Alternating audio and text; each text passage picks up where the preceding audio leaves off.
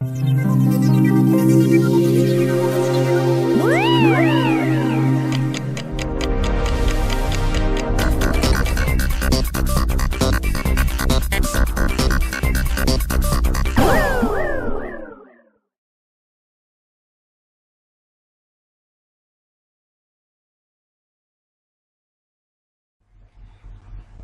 1852, American education consisted of one-room schoolhouses, independent teachers and students of all ages attending of their own free will. Curriculums and funding came directly from local communities without a federalized bureaucracy ruling over every facet like today. From 1852 to 1918, things changed as the government began pushing to enforce compulsory schooling laws all across America. These were coupled with new child labor laws in an effort to take children off the farms from under their families' tutelage and force them into indoctrination camps under the government's tutelage. These laws were met with strenuous opposition at every turn by the U.S. population, and unless there was an incredibly well-backed agenda to make sure such laws passed, they would not have. If it was simply a matter of what the people in individual states really wanted, child labor and compulsory schooling issues would have been dropped as soon as they were raised.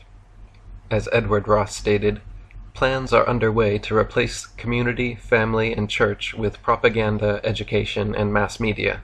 People are only little plastic lumps of human dough. And Elwood Cubberley said, "Each year the child is coming to belong more to the state and less to the parent." In his book, Public Education in the United States, Elwood Cubberley wrote, "At first the laws were optional. Later the law was made statewide, but the compulsory period was short, 10 to 12 weeks, and the age limits low, 9 to 12 years.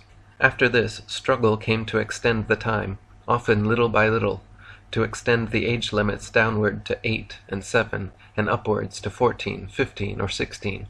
To make the law apply to children attending private and parochial schools, and to require cooperation from such schools for the proper handling of cases, to institute state supervision of local enforcement, to connect school attendance enforcement with the child labor legislation of the state through a system of working permits.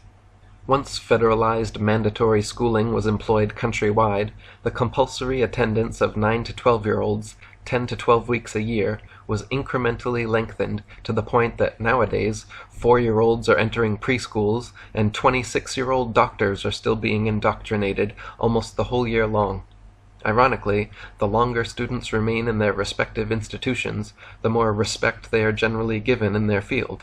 Thus, our experts in medicine, science, technology, philosophy, economics, politics, etc. are generally those who have received the most government indoctrination.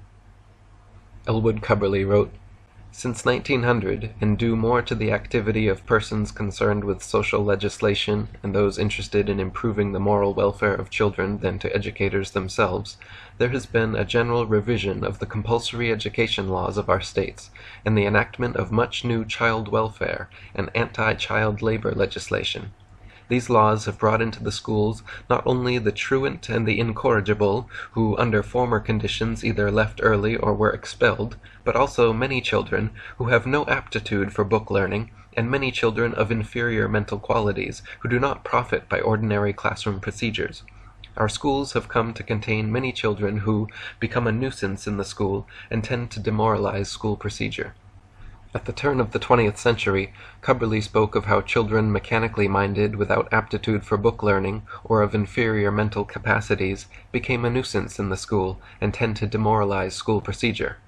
At the turn of the 21st century, Bush continued pushing the idea of no child left behind, the complete opposite, which expands special ed at the expense of gifted and talented programs, promotes outcome-based education, an atrocious educational philosophy now being promoted, and furthers state control of your children.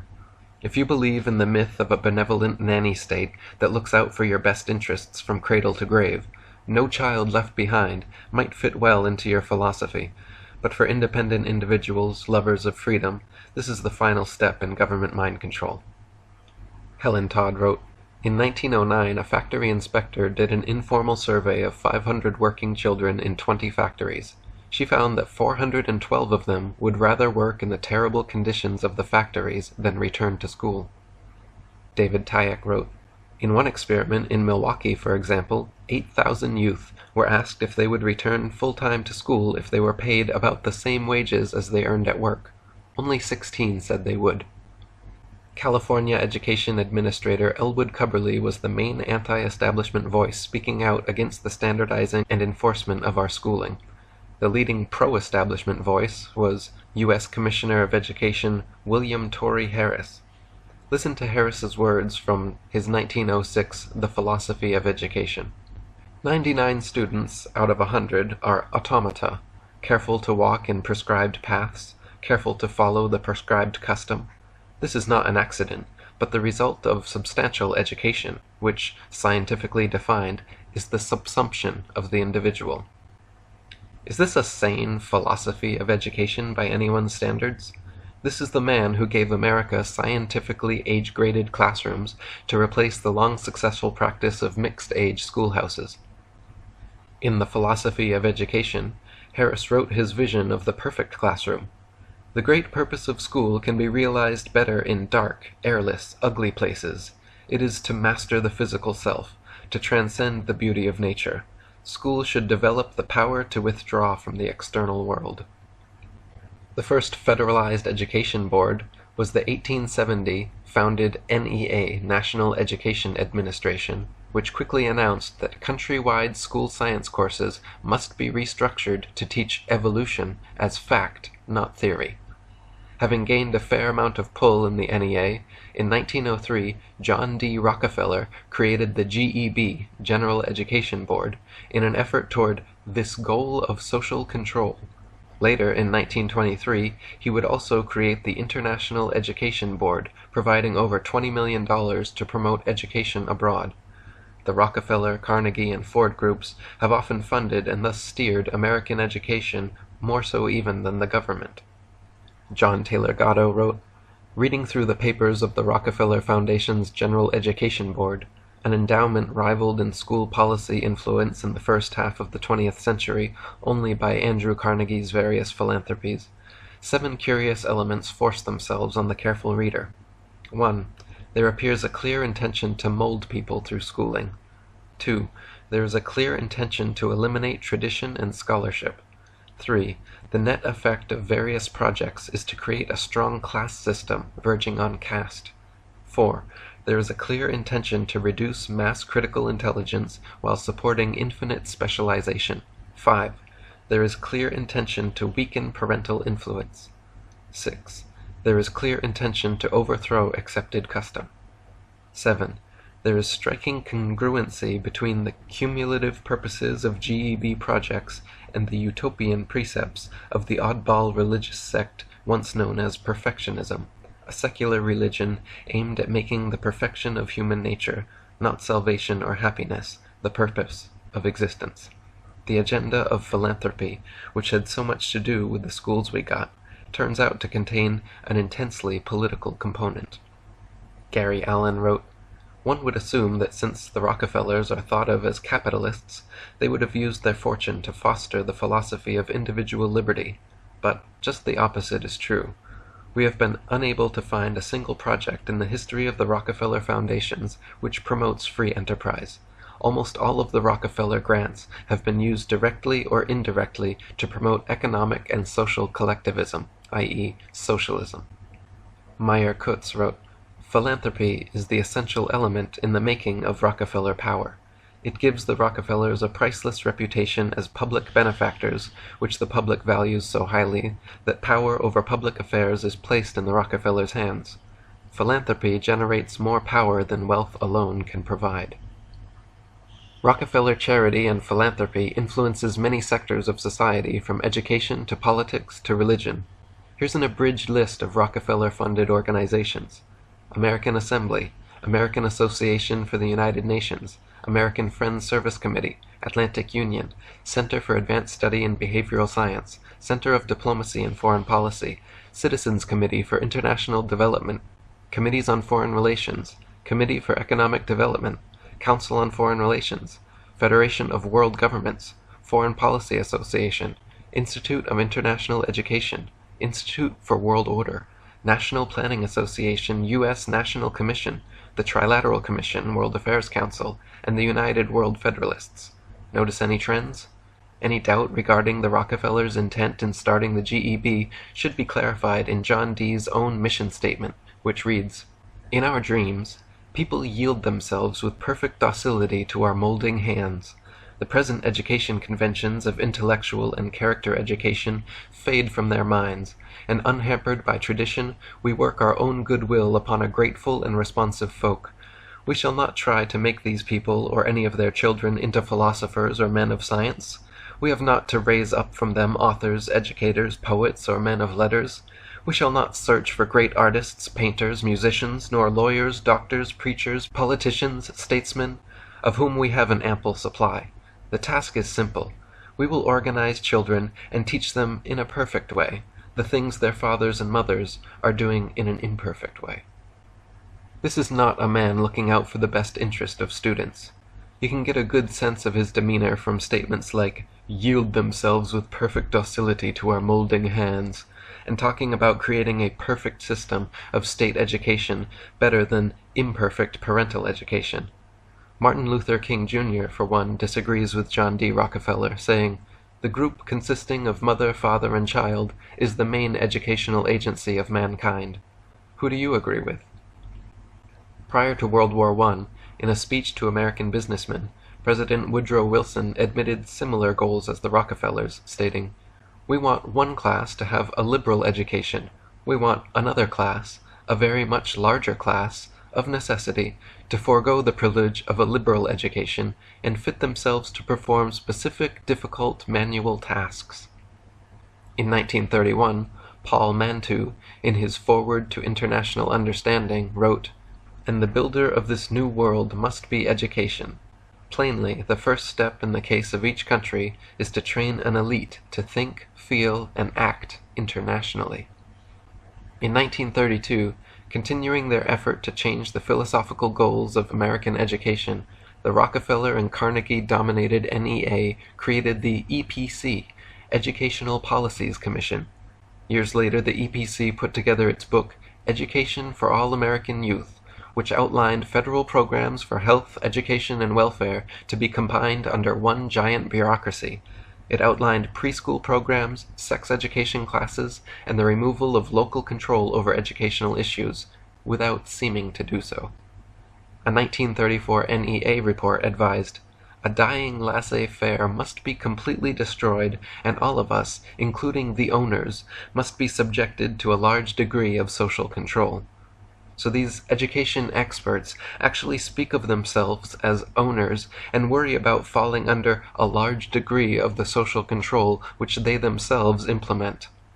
Walter Lippmann wrote in 1940, "The thesis I venture to submit to you is as follows, that during the past 40 or 50 years, those who are responsible for education have progressively removed from the curriculum of the studies the Western culture which produced the modern democratic state.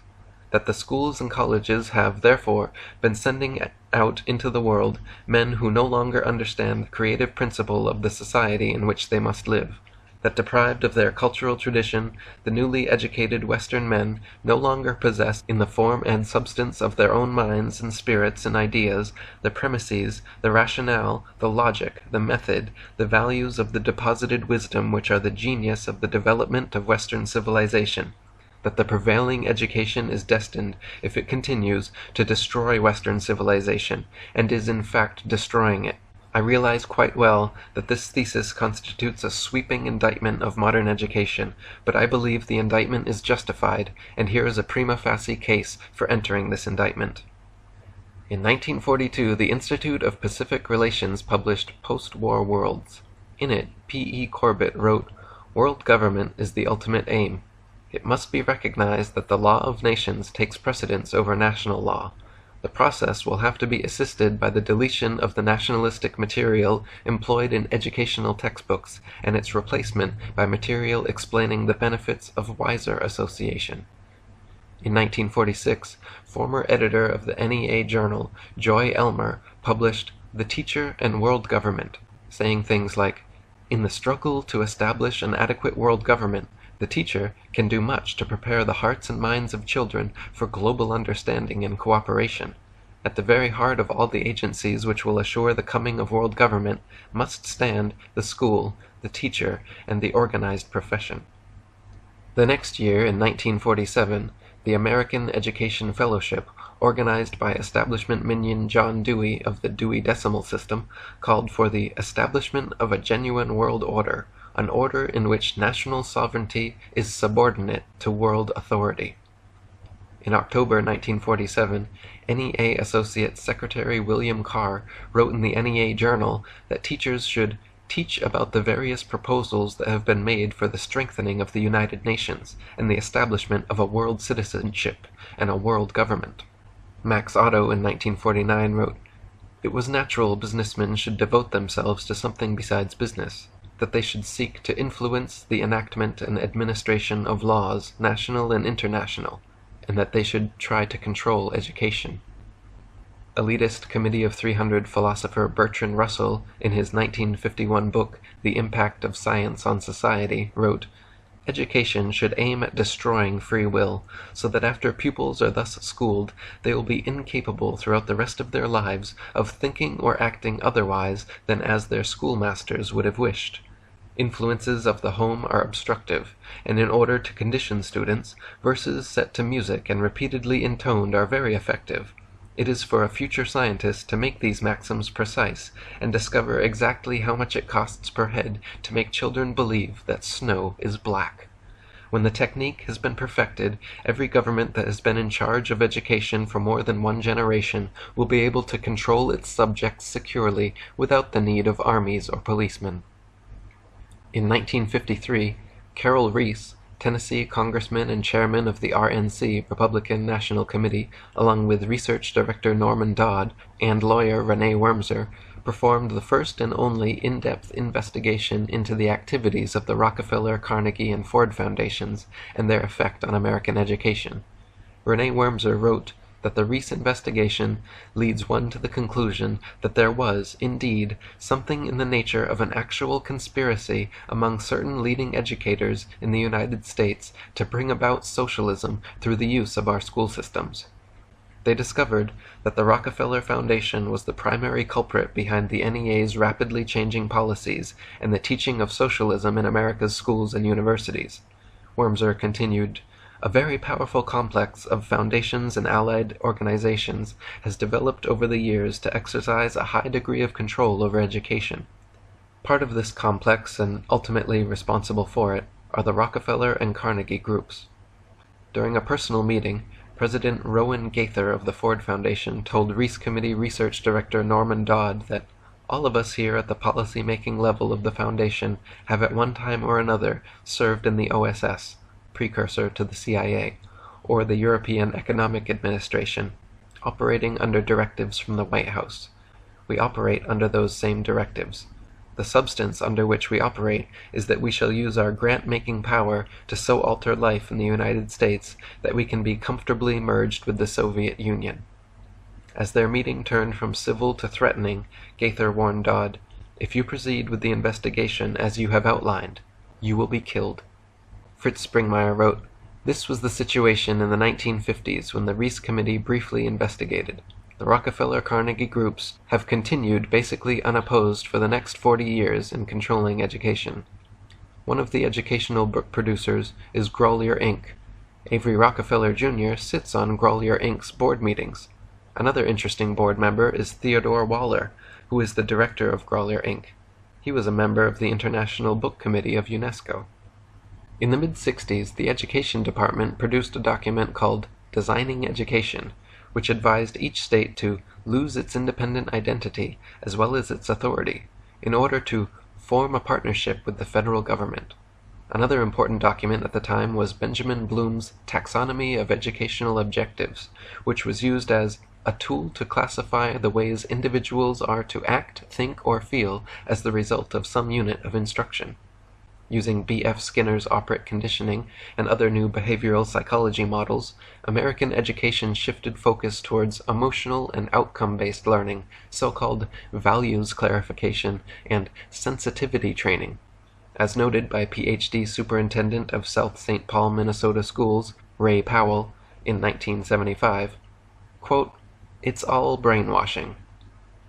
In 1981, the NEA published the Special Committee on Instructional Technology report, which, as usual, addressed the public and children as lumps of clay to be molded to suit their will. In its coming involvement with the technology of instruction, the profession will be faced again with the challenge of leadership, by example and by effective communication, the challenge of convincing the public that education is much more than treating students like so many Pavlovian dogs to be conditioned and programmed into docile acceptance of a do-it-yourself blueprint of the good life.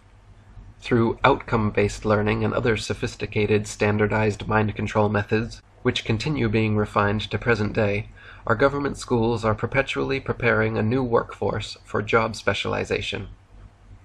As Charlotte Iserby wrote in The Deliberate Dumbing Down of America, outcome-based education, because it concentrates on an end product of its process, can be said to restrict the student's mental functioning. Success in an outcome-based environment is restricted to performing prescribed tasks to the point of automaticity. The functions of memory and creativity are not used, nor are they considered necessary to succeed in an OBE program, or any program that uses Skinnerian mastery learning or direct instruction. Predictability is the bottom line for OBE, limiting the student to only those responses which are prescribed. When trained by OBE methodology, the student cannot fail unless he employs creativity and produces an unpredicted response. In an OBE environment, he can believe only that which is acceptable. The most predictable outcome, over time, is frustration, and ultimately, low achievement and behavior problems. John Taylor Gatto wrote in The Underground History of American Education, "Schools at present are the occupation of children. Children have become employees, pensioners of the government at an early age. But government jobs are frequently not really jobs at all.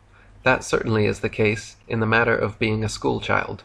There is nothing or very little to do in school, but one thing is demanded, that children must attend, condemned to hours of desperation, pretending to do a job that doesn't exist. At the end of the day, tired, fed up, full of aggression, their families feel the accumulated tedium of their pinched lives. Government jobs for children have broken the spirit of our people."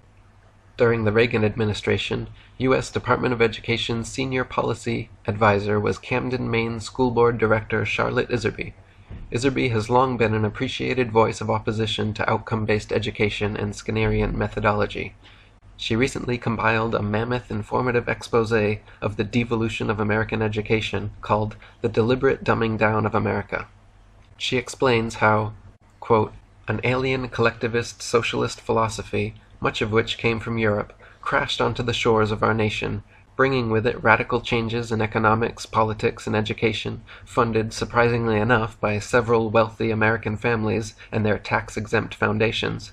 The goal of these wealthy families and their foundations, a seamless, non-competitive global system for commerce and trade, when stripped of flowery expressions for concern for minorities, the less fortunate, etc., represented the initial stage of what this author now refers to as the deliberate dumbing down of America.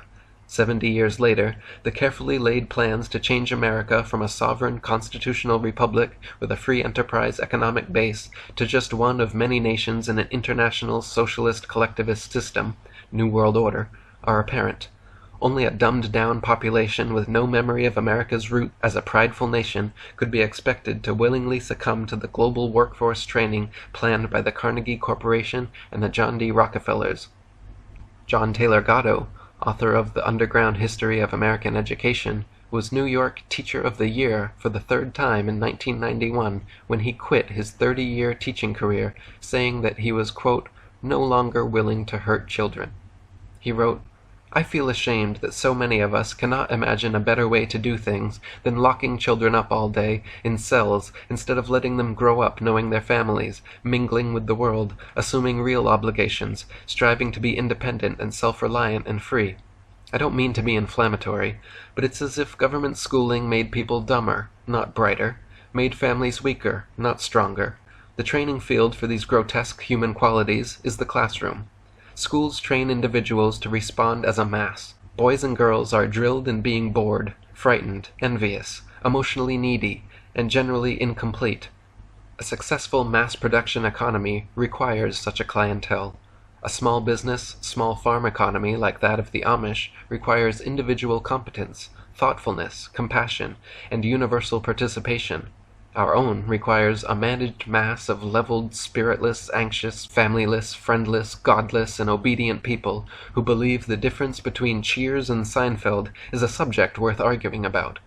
An executive director of the National Education Association announced that his organization expected to accomplish by education what dictators in Europe are seeking to do by compulsion and force. You can't get much clearer than that. World War II drove the project underground, but hardly retarded its momentum. Following cessation of global hostilities, school became a major domestic battleground for the scientific rationalization of social affairs through compulsory indoctrination. It is very important for both governments and corporations that schools constantly churn out unquestioning, uninformed sheeple crushed of creativity and individuality who are emotionally needy, respond in groupthink patterns, and find their only reprieve in materialism and advertising. As Gerald Bracey, leading promoter of government schooling, wrote in his 1991 annual report to business clients, quote, "We must continue to produce an uneducated social class."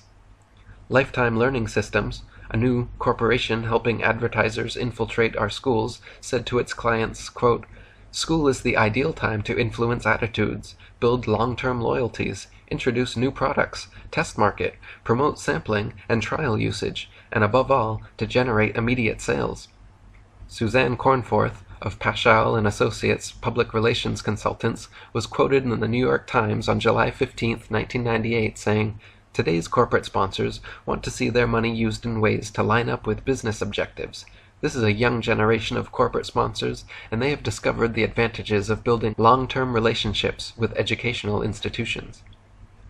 John Taylor Gatto wrote, "The secret of American schooling is that it doesn't teach the way children learn, and it isn't supposed to. School was engineered to serve a concealed command economy and a deliberately re-stratified social order. It wasn't made for the benefit of kids and families, as those individuals and institutions would define their own needs. School is the first impression children get of organized society. Like most first impressions, it is the lasting one. Life, according to school, is dull and stupid. Only consumption promises relief. Coke, Big Macs, fashion jeans, that's where real meaning is found. That is the classroom's lesson. However, indirectly delivered.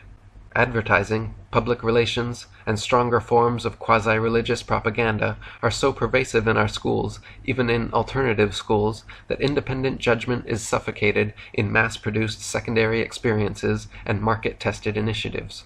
Scientifically subjecting young children to factory-style seating, standardized testing, and government textbooks bring order out of chaos and make for manageable populations. Modern schools create uniformity while suppressing skepticism and creativity. They overdevelop competitive spirit while undermining compassion and curiosity. They promote cliques, gangs, small group mentalities, and small picture thinkers. Grading and testing procedures hinder big picture understanding of any subject and force students to focus on more simple, gradable aspects. True education and mastery of the subjects at hand are not encouraged or even feasible. Students are merely required to memorize trivial information like names, dates, places, events, etc., just long enough to regurgitate for standardized multiple-choice tests. Then, after examination, the trivial info stored in their short-term memory disappears along with their superficial understandings of each subject. Ralph Waldo Emerson wrote, "We are students of words. We are shut up in schools and colleges and recitation rooms for 10 or 15 years, and come out at last with a bag of wind, a memory of words, and do not know a thing." H. L. Mencken wrote, "That erroneous assumption is to the effect that the aim of public education is to fill the young of the species with knowledge and awaken their intelligence, and so make them fit to discharge the duties of citizenship in an enlightened and independent manner. Nothing could be further from the truth. The aim of public education is not to spread enlightenment at all. It is simply to reduce as many individuals as possible to the same safe level, to breed and train a standardized citizenry, to put down dissent and originality. That is its aim, in the United States, whatever the pretensions of politicians, pedagogues, and other such mountebanks, and that is its aim everywhere else.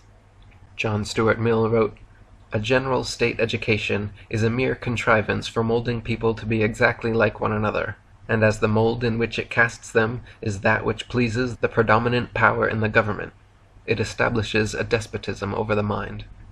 David Icke wrote, "The Brotherhood has also structured the education system and the media to lock people in what I call the left brain prison. The left brain is the area which deals with the physical worldview, rational thought, and all that can be seen, touched, heard, and smelt. The right brain is our intuition and our connection with higher dimensions. This is where you find the artist and creativity, inspired by our uniqueness of thought and expression. The education system and its offshoots, like the media and science, are designed to speak to the left brain and to switch off right brain thinking. This is why spending on the arts in schools is being cut back all over the world and rigid left brain programs imposed. Education fills the left brain with information, much of which is untrue and inaccurate, and it demands that this is stored and then regurgitated on the exam paper. If you do this like a robot, you pass. If, however, you filter the information through the right brain and say, 'Hey, this is a piece of shit,' you won't pass, even though you will be telling the truth. Isn't education just wonderful? It has been demonstrated if you read the brain waves of a typical American, left brain neurons are constantly more active than the right. And with the constant suppression of creativity and right brain sympathies, we crank out a population of students who want to be musicians, actors, artists, painters, and poets, but are forced into the real-world jobs of accounting, business, economics, advertising, etc." Bertrand Russell wrote, "What's the difference between a bright, inquisitive 5-year-old and a dull, stupid 19-year-old? 14 years of the British educational system." Vladimir Lenin wrote, "Give me 4 years to teach the children, and the seed I have sown will never be uprooted." Joseph Stalin wrote, "Education is a weapon, whose effect depends on who holds it in his hands and at whom it is aimed." Winston Churchill wrote, "Schools have not necessarily much to do with education. They are mainly institutions of control, where basic habits must be inculcated in the young.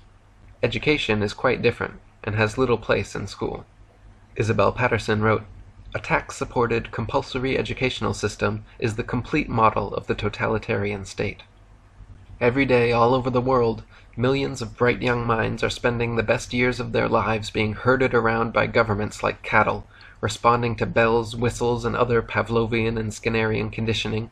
Millions of children are locked into this program Monday to Friday from 9 to 5, performing boring and arduous tasks against their will because society has deemed it necessary.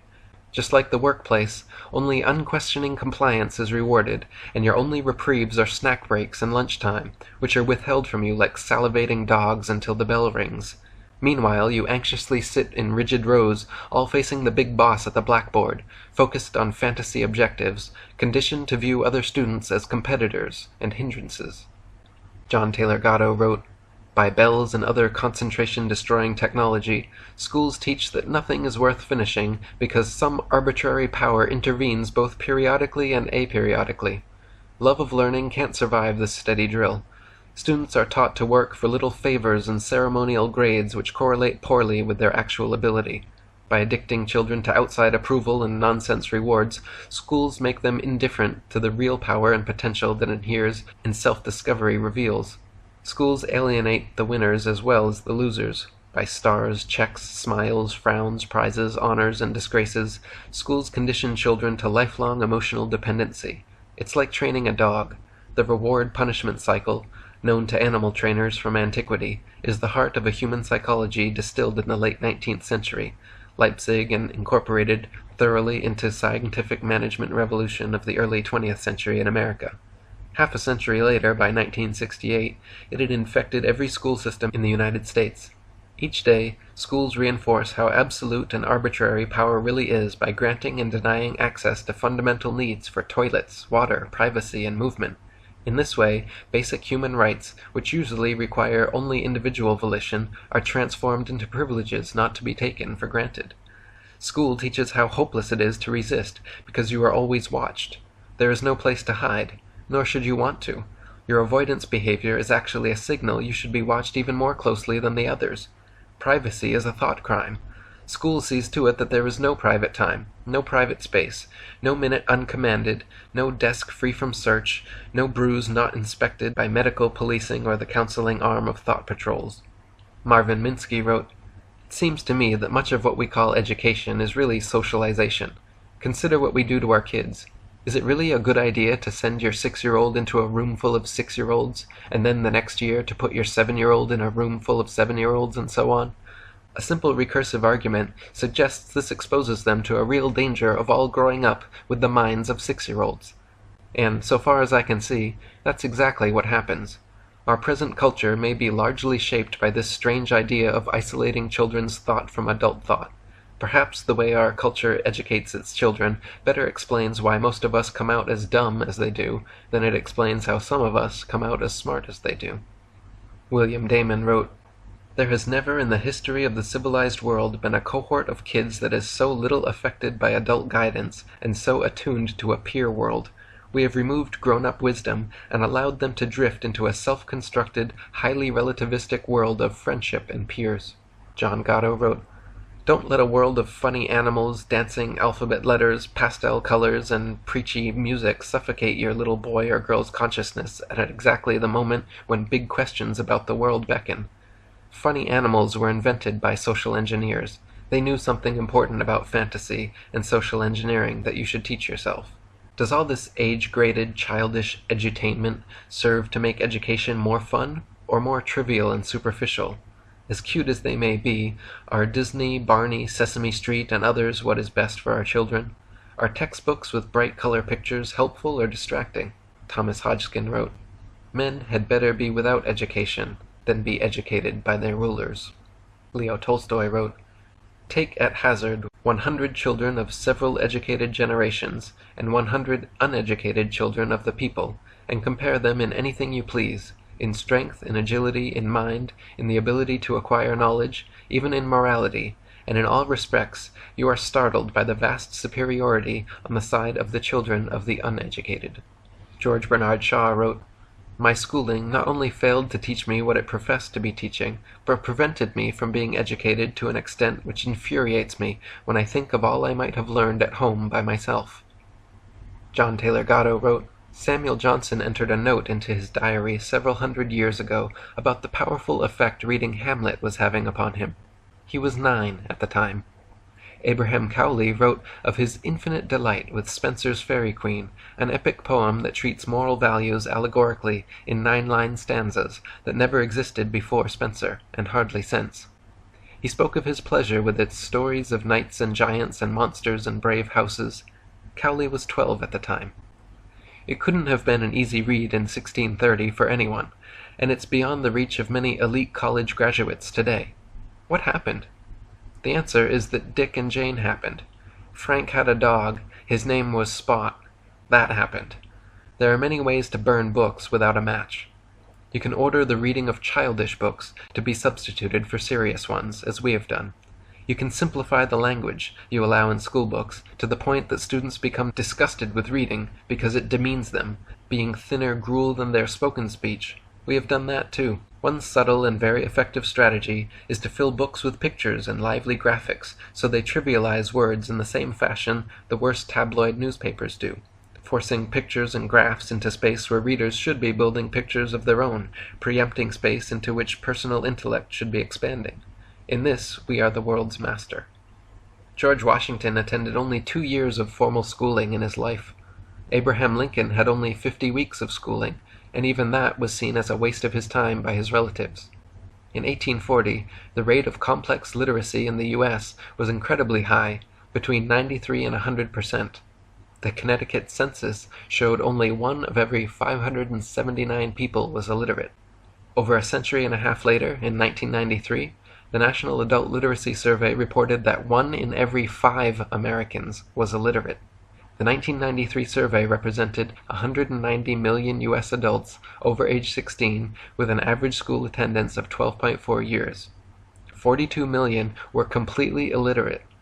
50 million read at a 4th to 5th grade level, 55 to 60 million read at a 6th to 8th grade level, 30 million at a 9th to 10th grade level, and less than 10 million at a university level. Sir Walter Scott wrote, "All men who have turned out worth anything have had the chief hand in their own education." John Taylor Gatto wrote, "In 1882, 5th graders read these authors in their Appleton school reader: William Shakespeare, Henry Thoreau, George Washington, Sir Walter Scott, Mark Twain, Benjamin Franklin, Oliver Wendell Holmes, John Bunyan, Daniel Webster, Samuel Johnson, Lewis Carroll, Thomas Jefferson, Ralph Waldo Emerson, and others like them." In 1995, a student teacher of 5th graders in Minneapolis wrote to the local newspaper, "I was told children are not to be expected to spell the following words correctly: back, big, call, came, can, day, did, dog, down, get, good, have, he, home, if, in, is, it, like, little, man, morning, mother, my, night, off, out, over, people, play, ran, said, saw, she, some, soon, there, them, there, time, to, up, us, very, water, we, went, where, when, will, would, etc. Is this nuts? Dr. Seuss, the children's author, wrote many bestsellers, admittedly using a controlled scientific vocabulary supplied by his publisher. He said in a 1981 interview that, "I did it for a textbook house, and they sent me a word list. That was due to the Dewey Revolt in the 20s, in which they threw out phonics reading and went to a word recognition, as if you're reading a Chinese pictograph instead of blending sounds or different letters. I think killing phonics was one of the greatest causes of illiteracy in the country." Anyway, they had it all worked out that a healthy child at the age of 4 can only learn so many words in a week, so there were 223 words to use in this book. I read the list 3 times, and I almost went out of my head. I said I'll read it once more, and if I can find 2 words that rhyme, that'll be the title of my book. I found cat and hat, and said the title of my book will be The Cat in the Hat. Richard Mitchell wrote, "Far from failing in its intended task, our educational system is in fact succeeding magnificently, because its aim is to keep the American people thoughtless enough to go on supporting the system."